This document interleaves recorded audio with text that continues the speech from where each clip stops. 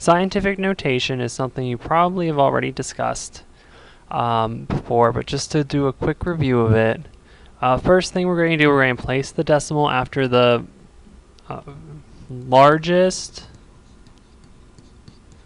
non-zero number. Rewrite the number, and then we're going to multiply it by 10 to the x. After we multiply it by 10 to the x, we're going to count the number of spaces you move the decimals. This number becomes your exponent, and the original number was less than 1. The exponent is going to be negative. So let's take a look at a few practice problems. So in this first number, our number is less than 1. Our first non-zero number is the 6. So we'll put a 6 with a decimal point. With that decimal point, we'll have the 5 times 10 to however many spaces it was moved. So we can count, we moved it 1, 2, 3, 4, 5, 6, 7, 8, 9, 10, 11, 12, 13. So it's going to be to the negative 13th power because the number is less than 1. Grams is your unit here. So the abbreviation for grams is G. The next number, we're going to have 9.8. The largest number is 9. The key here is the number has to be between 1 and 9. The first number can be no larger than 9. So it's going to be 9.8 times 10 to the 1, 2, 3, 4, 5, 6, 7, 8, 9, 10. So 9.8 times 10 to the 10th. It's a positive value here because it's larger than 1. The next number here, doing the same thing. It's going to be 1.04 times 10 to the 1, 2, 3, 4, negative 4th power. Notice how I'm including my units here as well. This is seconds. You want to make sure you're including your units along the way. For the next one, it's the 4 is the first number, so it's 4.07302 times 10 to the 1, 2, 3, 4, 5, 6, 7, 8, 9, 10, 11, 12, 13, 14 power PA, which stands for pascals. The next one, we have 4.38 times 10 to the negative 7th.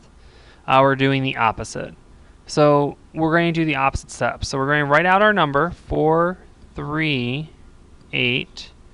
Our exponent is negative, so that means we're going to move to the left. So we're going to move over 1, 2, 3, 4, 5, 6, 7. So any numbers that I have, I'm going to include zeros for those. So this is a very, very small number.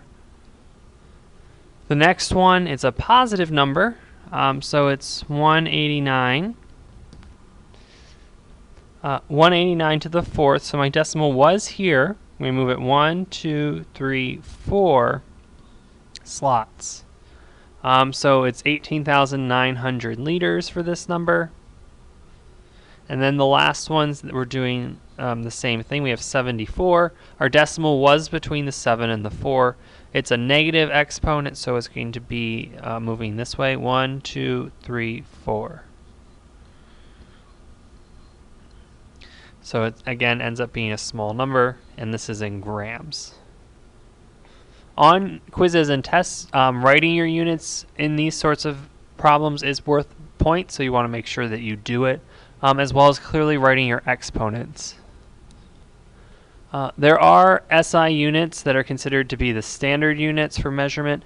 We do use the metric system exclusively in chemistry, as in most sciences. You probably have seen some of these before. The ones that are a bit odd, mass, the base unit is a kilogram. So that's a common one that students struggle with. Decimeter cubed is the standard unit for volume. 1 decimeter cubed is equal to 1 liter. And that was intentional that it worked out that nicely. The other ones here, Hertz you've probably never heard of, and pascals for pressure. Pressure you should probably become familiar with. Notice it is a capital P and a lowercase a. There's a few formulas that we need to know for temperature. You'll notice it's in Kelvin. To get to Kelvin, what you need to do is take degrees Celsius plus 273. So that will get you to Kelvin, and then vice versa to get from Kelvin to Celsius.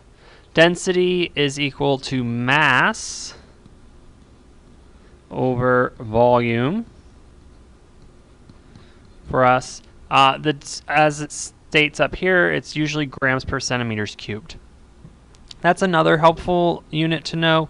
1 centimeter cubed is equal to 1 milliliter, which is also equal to 1 cc. Cc is an abbreviation for cubic centimeter. It's often used in the medical field.